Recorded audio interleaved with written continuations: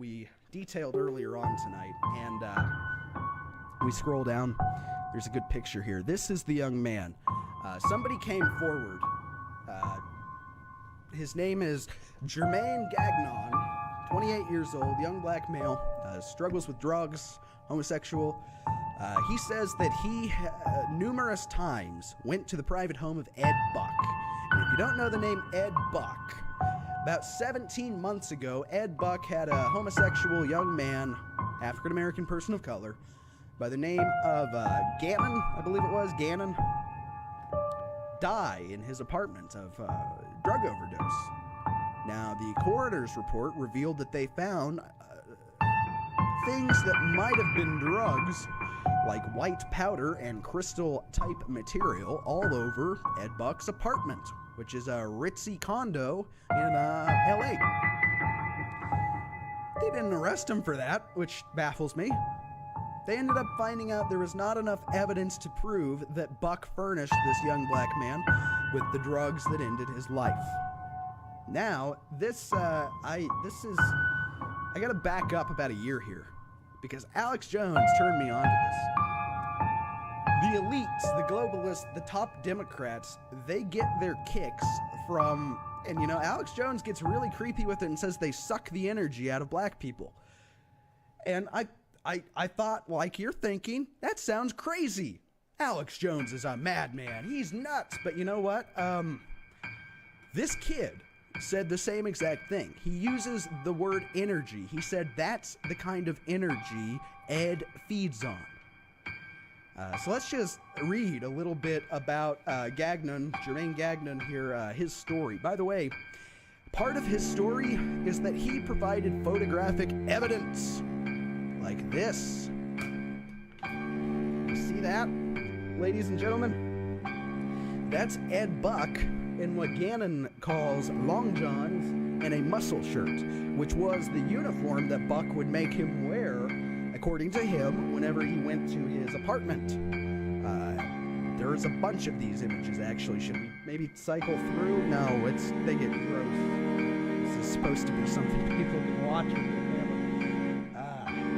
Look at that. So there's photographic evidence. And by the way, does this guy not look like, let's back up here. There's some striking, they're the same guy. They look like they could have come out of the same womb. It's the same haircut, the same eyes, the same facial structure. Unbelievable. Unfucking believable. All right. Let's just leave it there. Instead of ruining this poor kid's identity with his photos, let's ruin this schmuck's. Because even if nothing illegal happened, which drug use is very illegal, I still think, there's more pictures. There's him with the kid. This is when Buck was allegedly administering drugs, crystal meth, to the young man. There are apparently mirrors. Like he has this mattress in the middle of his room, and then there's mirrors, so he can always. I can't. It's disgusting. I don't know if I'm gonna be able to talk about this. I read the story. So the lawyer, after all these accusations, just says he doesn't see any reason to comment on this. Unsubstantiated. Let's see, he says, we see no reason to respond to the unverified accusations from individuals just trying to seek attention. This looks substantiated to me. Like, I'm pretty sure that's drug paraphernalia. I'm not positive, but that looks to be a pipe that you use to smoke either methamphetamine or crack. I mean, that's Ed Buck. That's the black kid making the accusation. Seems pretty substantiated to me. It's bad. Okay, let's read the guy's story. Shall we? He said, he said that he accepted $200 to spend the evening with Ed Buck at his department. This is where his story starts. He said, I'd done sex for money other times, but I don't make it a habit. The first day we met, I met him at his house. There is a gate at the main entrance, and he buzzed me up. He's on the second floor. When I walked in, by the way, I don't think I can keep scrolling because I'll get taken off Facebook for showing you some of these images. Continuing. When I walked in, it was dim lights, a mattress on the middle of the floor, just like the image behind me, 3 mirrors surrounding the mattress, and a flat screen TV mounted on the wall. So from these images, the flat screen TV is presumably at the foot of the bed. You can actually... Can I scroll? Can we see these mirrors? You can kind of... This is one of the mirrors, obviously, so he's taking a picture of one of the mirrors. Let's keep reading. Gagnon said the mirrors were about 7 foot high and appeared to be suspended on ropes so that they tilted forward over the bed. He said it was just kind of weird. Anywhere you look in this room, you see yourself in the mirror. What mostly caught my attention was the windows. They were covered in fabric. You couldn't see out them, and nobody could see in. He also had this red and black toolbox, Gagnon continues, with all these type of fetish stories, like cock rings and other sex toys. He also has needles inside this drawer, and you can see if you pull up this article, I think this is the part that I better not show. There are pocket pussies, there are dildos, there are, just everything you can imagine shoved inside what appears to be the box he was referring to. Now, could he have faked this one? Sure, just go to the sex store and buy a bunch of them, get them all to look slightly used, and then take the picture. A little bit harder to fake pictures of Ed Buck. Maybe it's not him. Gagnon said he had a couple drinks and chatted with Buck. He continued. He knew my situation. We discussed my lifestyle and what I was going through, how long I'd been using crystal meth. Again, Gagnon was a drug addict. That is allegedly why he says he was targeted by Buck. He said he was a good person when I first met him. He was really cool. He was calm. He was collected. The apartment looked like a club scene or something. We just sat at the table trying to get to know each other and the fetishes that he likes.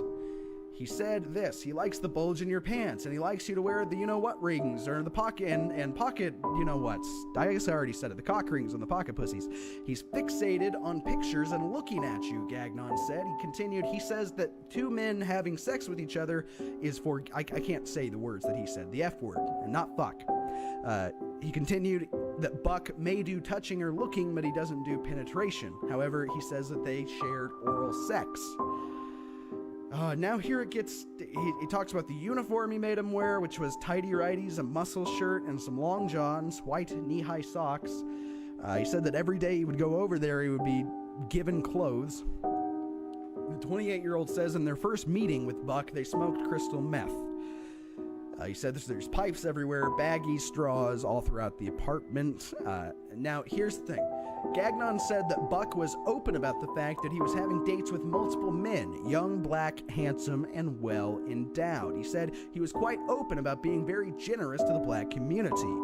He continued, I'm his type, and pretty much half the black community is his type. Vulnerable, depressed. If you're in a depressive state, that's the energy that feeds him. Let me repeat, if you're in a depressive state as a young black gay male, that is the energy that feeds Ed Buck, according to this alleged victim. Holy balls. Alex Jones was right again. Gagnon says he stayed for 4 or 5 hours in that first visit. He said he went back on the second time. That was the first time that Buck injected the crystal meth into him. He said, he always told me in my house, I'm the only person that can administrate. He was the only person who could give drugs to anybody, which that is an important tidbit, and it could have just been the Gagnon said this because he wants to get him in trouble, because we all know from the both the young man who just died allegedly of a drug overdose, or not young man, there's more to that story too, I'm going to get to it. He was allegedly in his 50s, which the timing makes sense. I'll just put it that way. But the first individual, there was not enough evidence to prove that Buck gave him the drugs or inserted the drugs or injected the drugs. All we knew was that he was high at Buck's house, and that could have happened before he got there. He could have done it in the bathroom. You don't know, so you can't get a conviction, so you're not going to arrest him.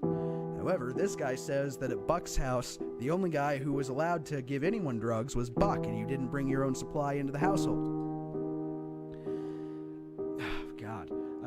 Gagnon said that Buck injected the crystal meth into a vein on his arm, and he reacted badly to the drugs and became aggressive. He said he got so high that he was enraged. He cussed him out and made a big scene at his apartment, and he pretty much put him out. He paid him the $250 and he left.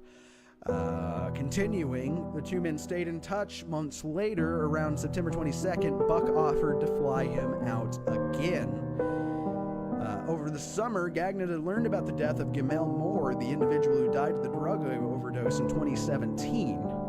That investigation again was closed, and they said they found insufficient evidence. So Gagnon said that he called Buck and asked him straight up, "Did you kill the boy?" He said that Gagnon was nonchalant, changed the subject, and could not or would not answer any questions about Gamel Moore. By the way, the Moore family put out various excerpts from Gamel's journal, in which Gamel said that Buck got him hooked on crystal meth and that he was evil. Could be fake. Who knows? So let's keep going, shall we? I'm sorry, I skipped a part here. He added, "The third time I met Buck, I was stupid and dumb and wanted to go back for more. I wanted to get him to admit that he actually had something to do with Gamel's death. So he said he went back for more and fell back into his shit." I can't scroll down anymore. We'll hit some NSFW stuff. More so than this, my lord. So he said he went back and he went for the money. He needed a place to sleep. He needed food. That's, drug addict's brain thinking. He said Buck wasn't himself. He was too jittery, like he had a task to do but was procrastinating.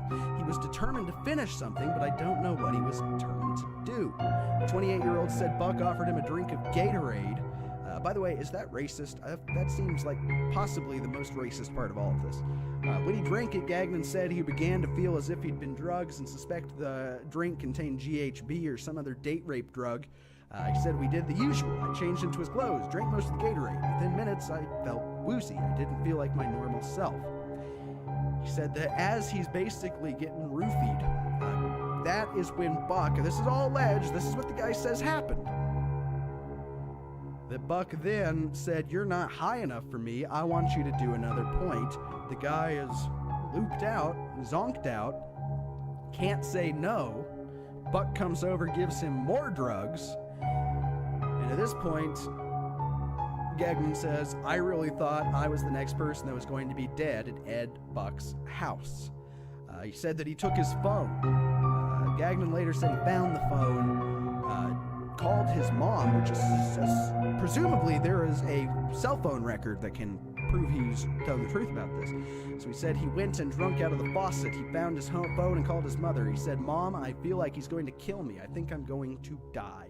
Now, of course, the call itself cannot be tracked unless the NSA is lying to us, but we ought to be able to subpoena that and find out if he really placed a phone call from Ed Buck's apartment on a date on or around the one he says this would have occurred on. So he says he lay praying and basically just high and zonked out and unable to move for 2 hours while Buck walked around the apartment seemingly unconcerned. When he came down from the high, Gagnon said he wanted to go out for a walk. Gagnon gave him $60, told him to go out and get a drink. Instead, Gagnon went to a corner store, and he says he bought a taser and 2 knives to protect himself. Again, this seems like it should be easily verifiable. That should be even more verifiable than the phone call. So if this kid is lying, this 28-year-old kid, if it's just a former drug addict or a current drug addict trying to get some money, some hush money from Gagnon, if that's what's happening, he shouldn't be giving these details, because this is all easily checkable. And if the police take this seriously, and I'm sure with the media spectacle they will, it's a simple check. And if this kid's lying, it's going to come out.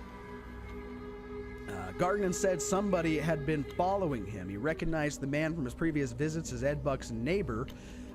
This guy had allegedly been following him around, seeing where he was going once he left Buck's apartment. He said once he went back to Buck's apartment, with a taser and a knife that allegedly this guy just saw and then reported back to Buck. Buck didn't want anything else to do with him anymore, told him to get out of the apartment, paid him to go away. This is the concluding, or part of the conclusion here.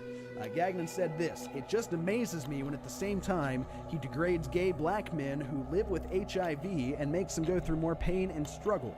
I don't understand the human mind that can do that." And you know what? The long and the short of this is I think Alex Jones is right. I think these people literally, not figuratively, feed like psychological goblins off the suffering they inflict on others. And it's just disgusting. I mean, about the worst thing you can imagine. Yeah. And again, so now Buck is back under investigation. I hope something comes from it, but I'm not holding my breath.